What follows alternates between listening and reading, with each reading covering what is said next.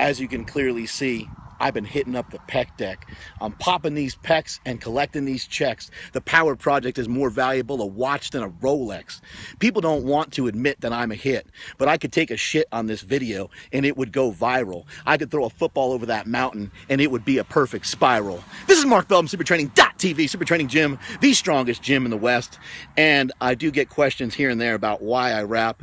And it's just because I'm just trying to prove to you guys that I'm an MC. What can I say?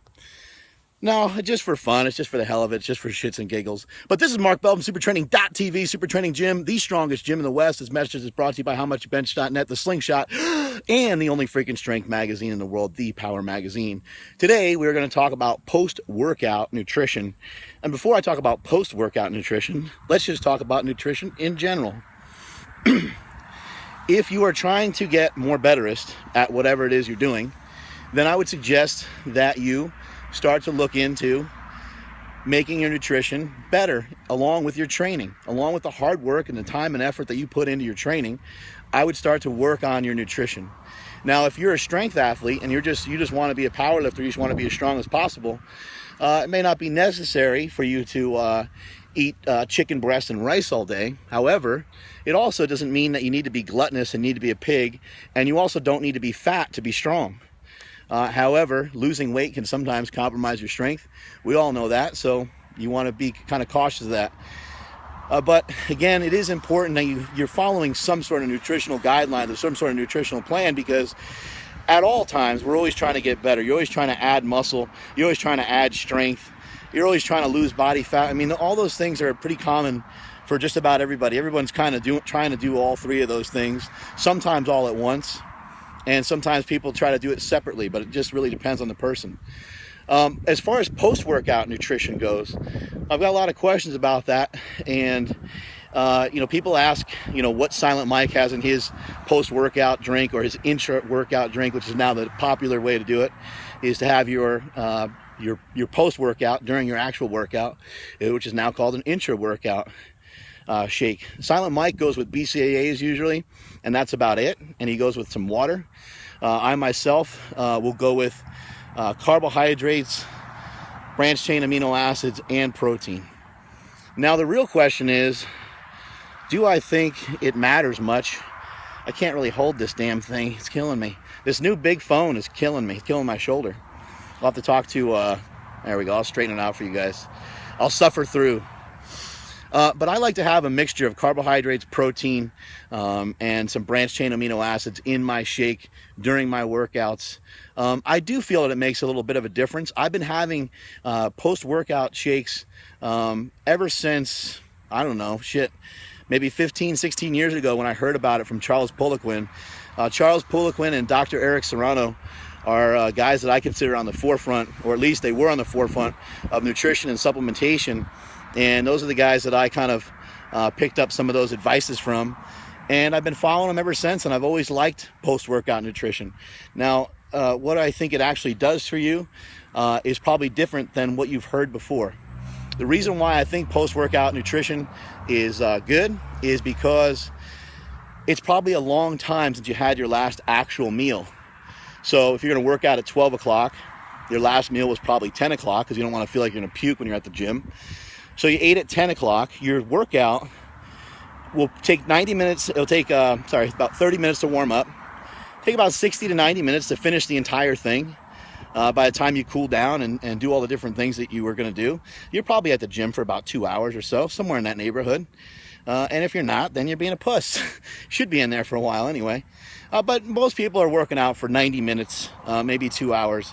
Most of the people are listening to the Power Project probably anyway. And so that would mean, your last meal was at 10.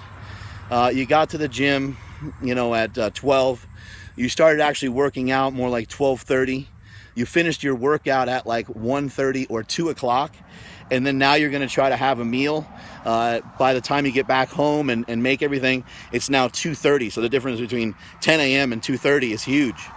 Post-workout nutrition, a post-workout shake, helps fix that piece of the puzzle that's missing there with that type of nutrition. Now, could you have a banana, and could you bring some chicken breast with you to the gym, and could you just do it that way? Of course you could. I don't think there's anything fancy about post-workout nutrition, however, and intra-workout nutrition. I don't think there's anything all that fancy about it. However, if you were to try to eat food during your workout, it would A, be disgusting, and B, it would probably take forever to digest. So with a shake, it's going to digest a lot quicker. Back in the day, they were talking a lot about maltodextrins. Now they're kind of, and then there was waxy maize. And now, for those of you who don't know, they moved on from waxy maize, and now they have cyclic dextrins. I've tried all of them. I use cyclic dextrins currently, and I like them a lot. But do I think they're that much better than just having your meal? Not really. Do I ever think a protein shake, even though I sell protein? I sell hydrolyzed whey, which I actually use in my intra-workout shake. Do I think it makes all that big of difference, other than, if somebody supplementing with food rather than a shake?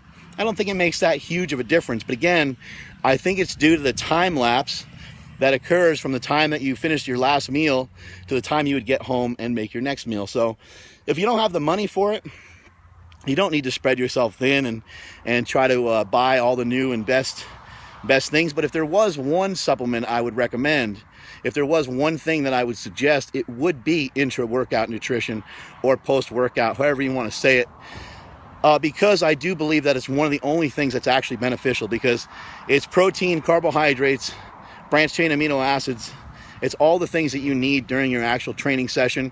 And I have noticed a difference for myself. I have noticed that it's a little bit easier to push through the entire workout. So those of you that are thinking about trying something like that, or those of you that are just now learning about it, it's usually a 1-to-4 ratio of carbohydrates to protein. Some people just go, I myself just do half and half. I do about 30 to 50 grams of protein and 30 to 50 grams of carbs, depending. And I know that most nutrition guys, most gurus out there, are going to suggest a lot more carbohydrates. But for me personally, I don't really care. I just do what feels good and feels comfortable to me. I don't like to make a big giant shake and have like a huge amount of powder spewing out of my cup as I'm trying to work out. Sorry for the lack of camera mobility here. I will solve this this problem once and for all.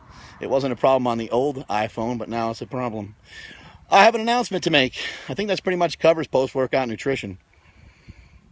Now, those of you that are wondering about branched chain amino acids, like, it's just the reason why they're so popular is because they mix up so clean. It's a little bit like drinking Gatorade during a workout. Not going to upset your stomach at all. It's not going to slow you down at all. Hydrolyzed whey protein is similar to that, where it's going to mix up really fine. It's not going to mess up your stomach. And the cyclic dextrins are the same thing. All three of those things mix up very, very nicely, and they're very smooth, and they don't make you want to shit your pants during your workout. But I have an announcement to make. I got my second patent. That's 2 patents. That makes me an inventor times 2.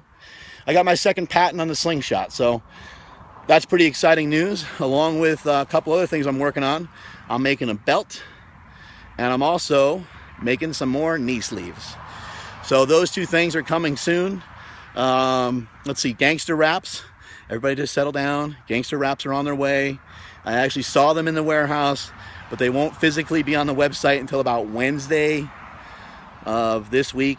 I don't know when the hell I'll post this. The hell is today? Today's Thursday. I'll be at the San Jose Fit Expo on Saturday only. I'll be at the Fit Expo in San Jose this Saturday. I think it's June 13th or something.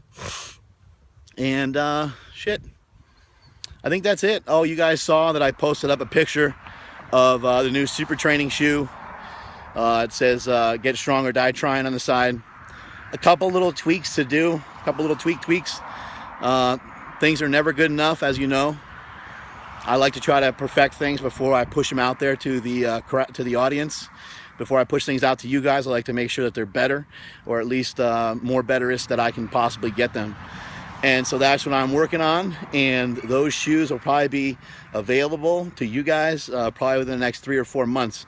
But there's a couple of slight tweaks I wanted to make to it before we put it out there on the market. Strength is never a weakness, and that is it from supertraining.tv.